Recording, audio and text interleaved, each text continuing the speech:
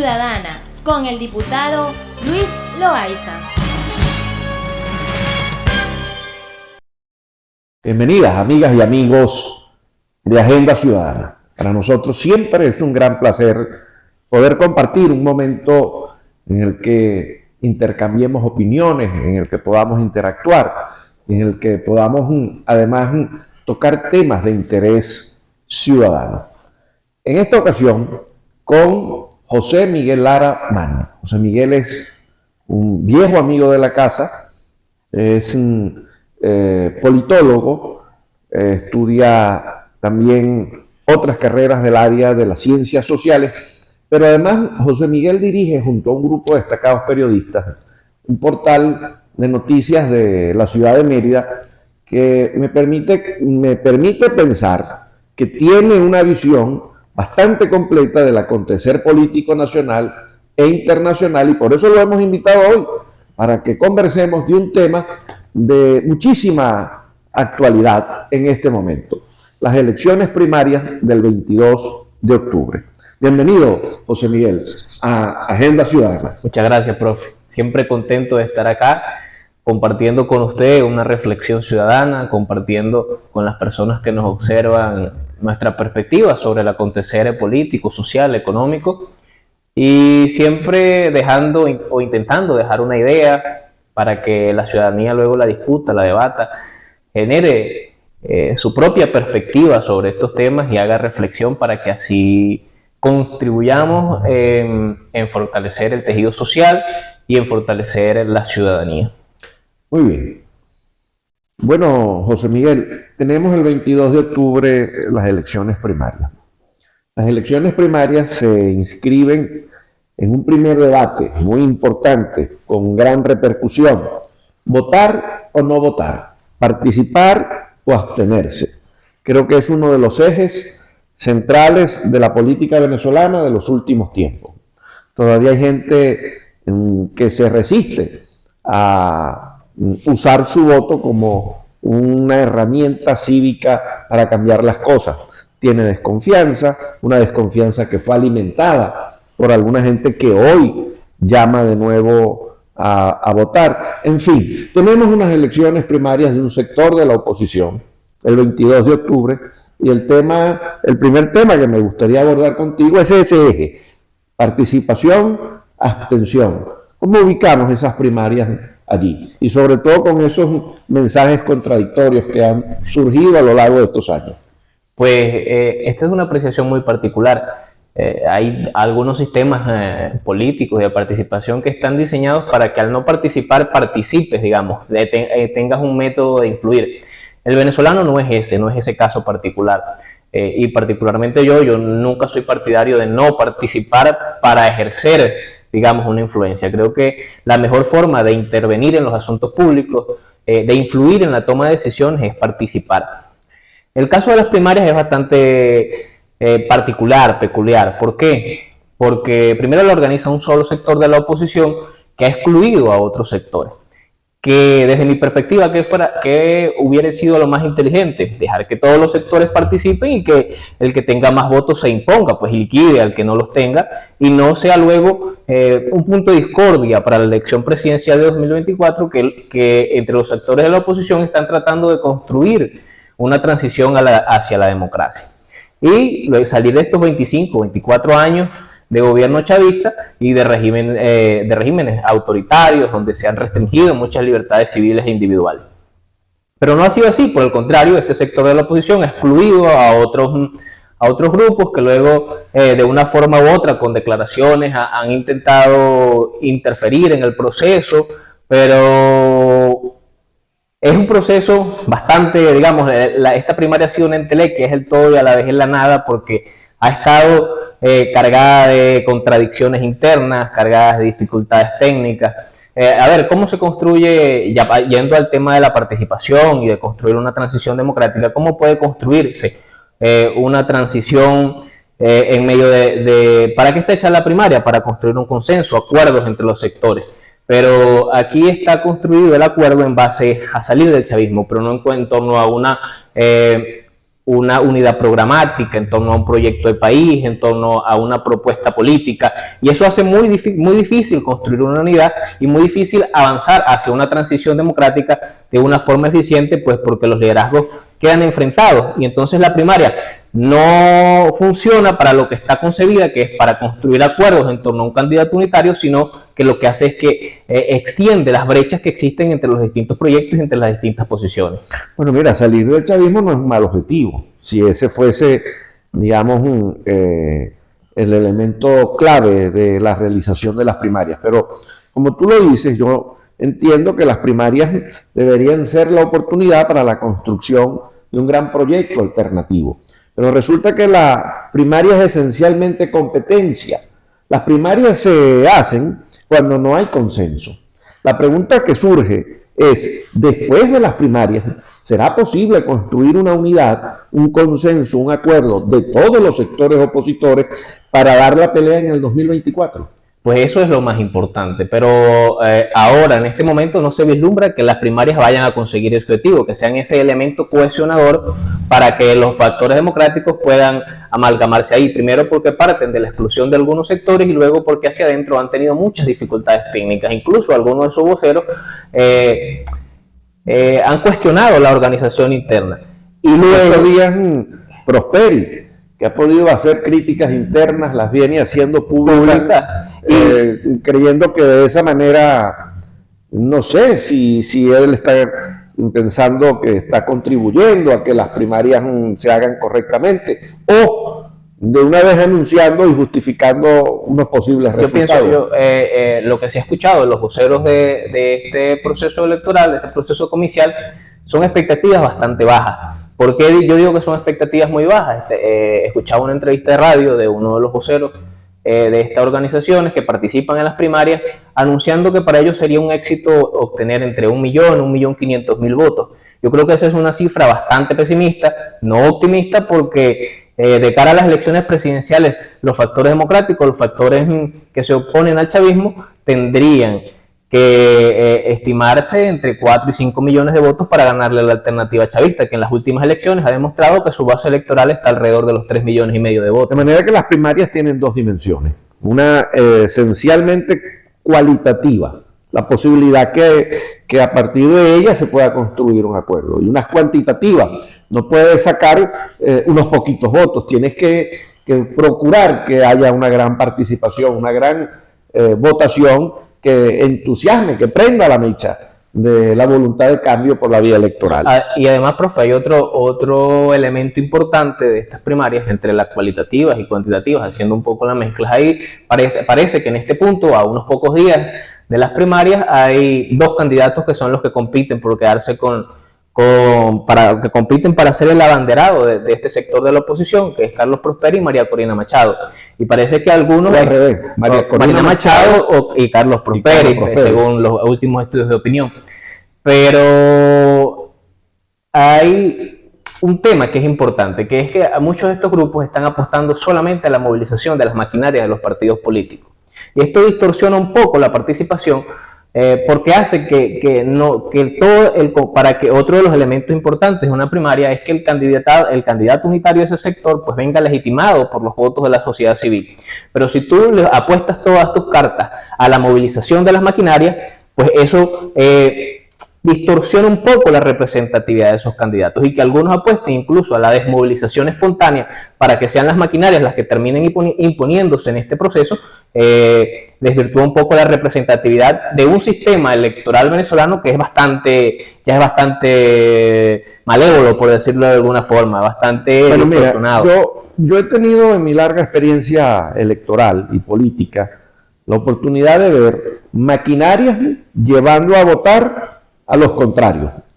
El tema de las maquinarias es que junto a esa maquinaria no hay voluntad, entusiasmo y sobre todo compromiso, pues las maquinarias se diluyen.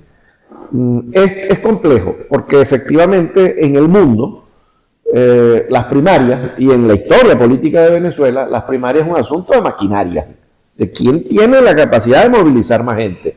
Pero ante el drama venezolano, entiendo tu preocupación en el sentido de que si estamos urgidos de cambiar, no podemos dejar este asunto tan importante solo en manos de las maquinarias. El ciudadano tiene una responsabilidad, un peso específico, tiene un lugar especial en todo este proceso, pero que a veces pudiera ser desvirtuado por la maquinaria. Pero fíjate, eso entraría dentro de lo cualitativo y lo cuantitativo, porque al final el que saque la mayoría de votos no se va a poner a discutir de dónde si eso es un asunto de maquinaria o no es un asunto de maquinaria.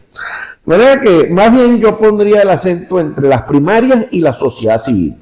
Han sido las primarias un mecanismo de conexión con la sociedad civil. O sea, en estos meses la sociedad civil, a partir de la convocatoria de estas elecciones primarias, ha podido sentirse interpelada. Incluso esta preocupación me surge a partir de que llevamos años en nuestro país donde los que eligen terminan siendo las minorías más grandes debido a la fórmula electoral como está diseñado el sistema político de Venezuela.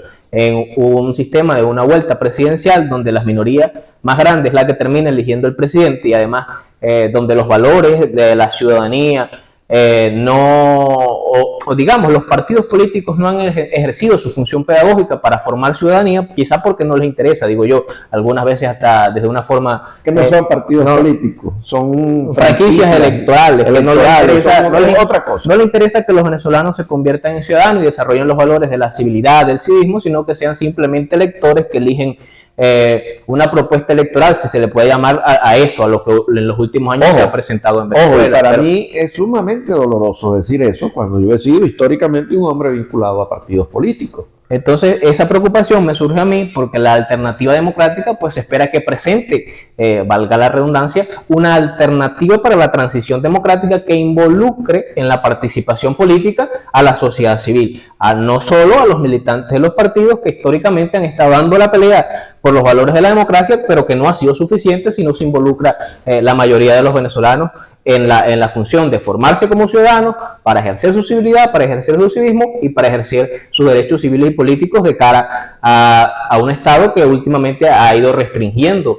cada vez más el acceso a estos derechos. Bueno, pero aterrizando, después de toda esta reflexión, ¿tú crees que las primarias sirvan de marco para que se pueda construir un acuerdo unitario?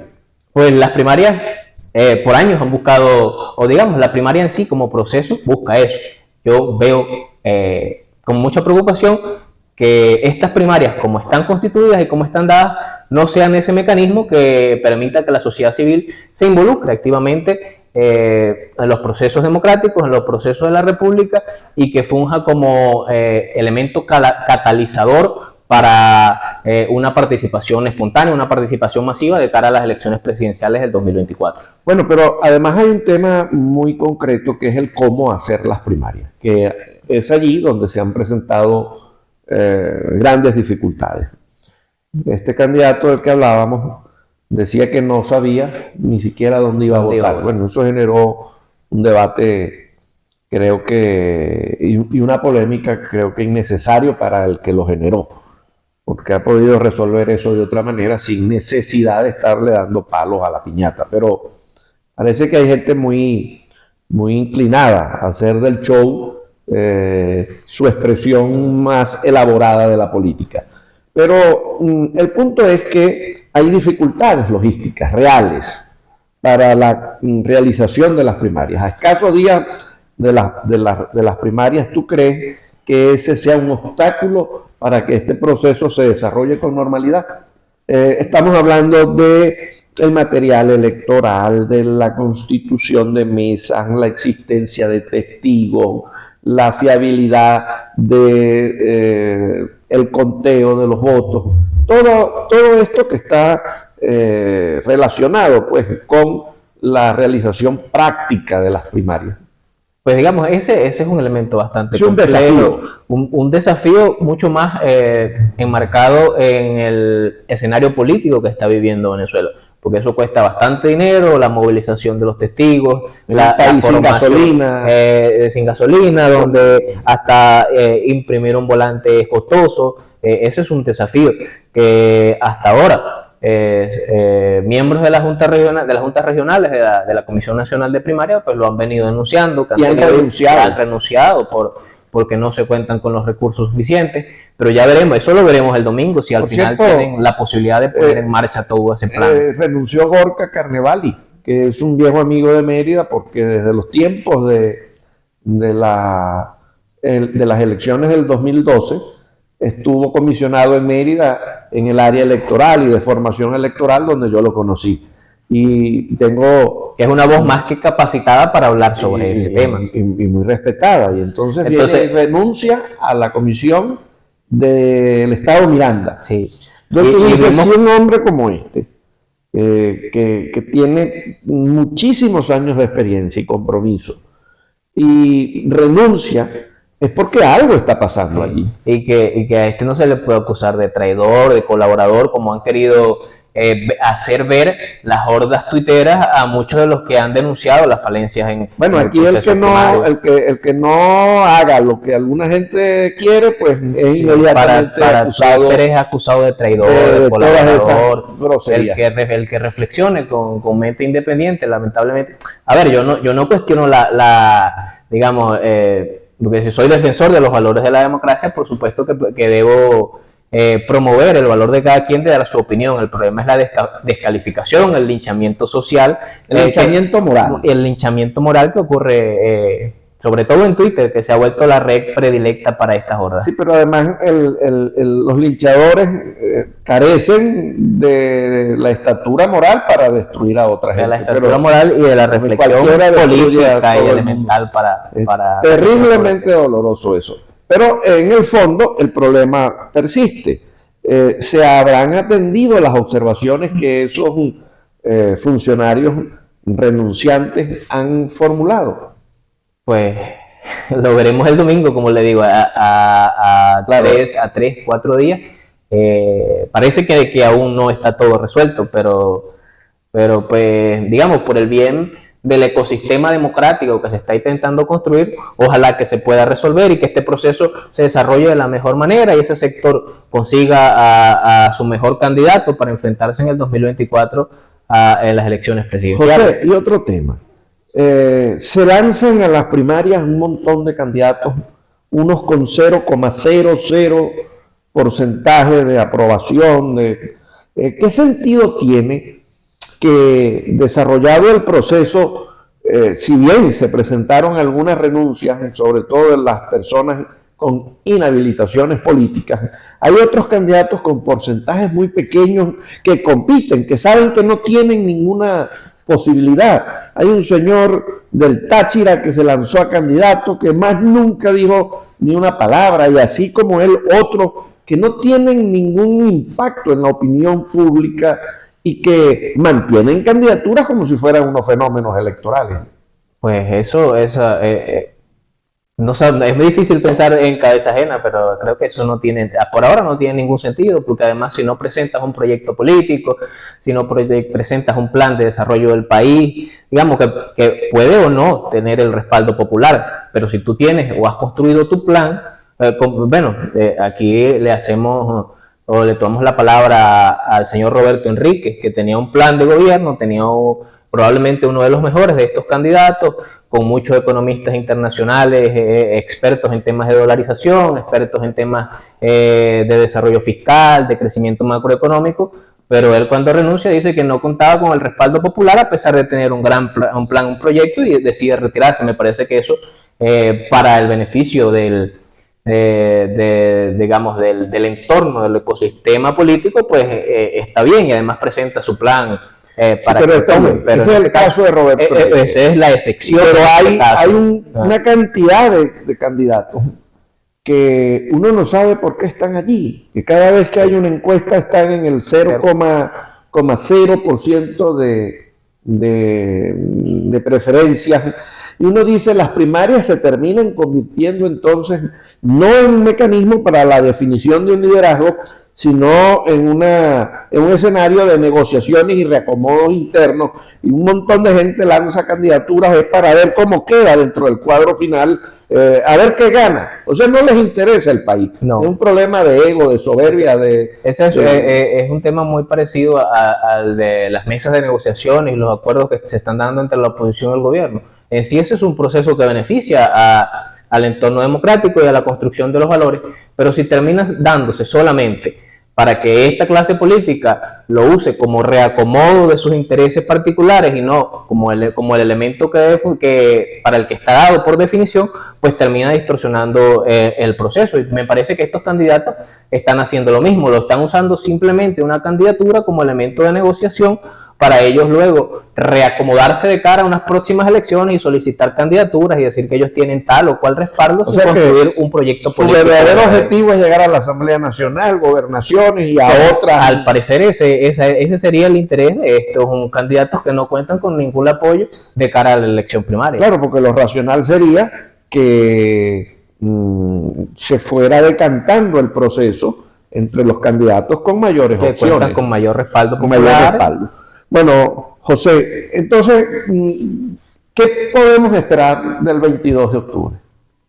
Esa es una pregunta compleja, digamos, para un politólogo que no tiene la capacidad de ver el futuro, pero basándonos en el análisis de las variables, pues, y tomando algunos datos que han ido proporcionando los actores de este proceso, no se puede esperar una participación masiva como la de las últimas primarias de los sectores opositores, donde Enrique Capriles terminó imponiéndose, incluso el mismo Enrique Capriles, entre una de las razones por las que se retira es por todos estos argumentos técnicos, además que se dio cuenta que era una fantasía, que el tema de la habilitación a través de un acuerdo con Estados Unidos, la oposición y el gobierno. Y se espera una participación, como se ha anunciado en la mayoría de las encuestas de opinión, entre 1 o 1,5 millones.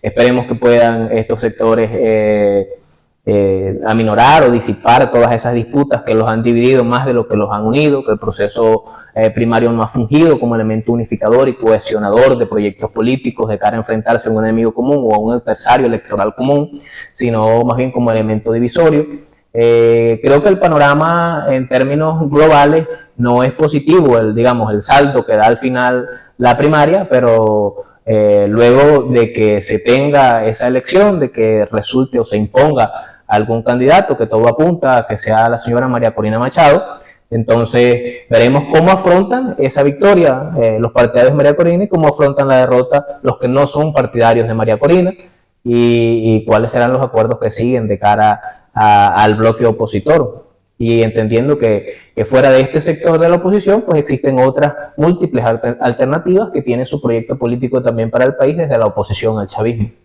Bueno, habrá que esperar entonces que se concreten estas elecciones primarias y que podamos tener los elementos mucho más claros después del 22.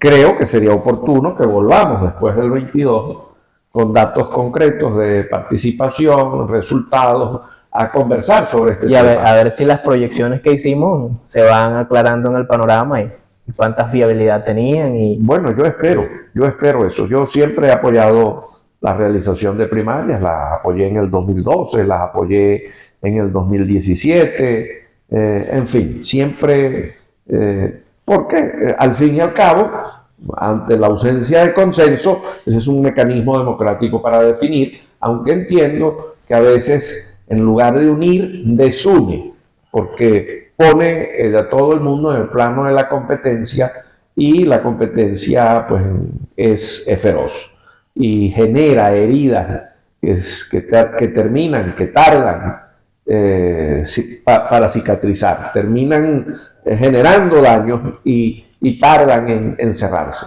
Bueno, José, yo te agradezco mucho tu presencia aquí, tu disposición de hablar sobre todos estos temas. Me parece que hemos tocado aspectos centrales de un problema complejo, pero evidentemente, dada la imposibilidad de ver el futuro, tendremos que esperar hasta el 22 y ver qué ocurre allí, y nos veremos después, si Dios la quiere. Semana siguiente, con todos los elementos y las proyecciones en la mano, para poder conversar de un tema que pudiera resultar muy relevante en la definición del futuro político del país. Muchas gracias, José. Muchas gracias a usted, siempre bienvenido a la Agenda Ciudadana. Gracias por invitarnos, por darnos este espacio para expresar nuestras ideas y nuestra reflexión, nuestro análisis, que digamos que es lo que nos motiva a todos los días estar prestos en la arena pública, en la construcción de ciudadanía, de valores de la democracia y seguir formando parte del ecosistema democrático del país. Bueno, amigas y amigos, estamos en YouTube, visítenos en YouTube. Vamos a tener nuestro enlace en Instagram, en X, en Facebook, pero por favor, visítenos en Agenda Ciudadana para que pueda ver los próximos programas y los anteriores, que han sido todos muy interesantes. Muchas gracias.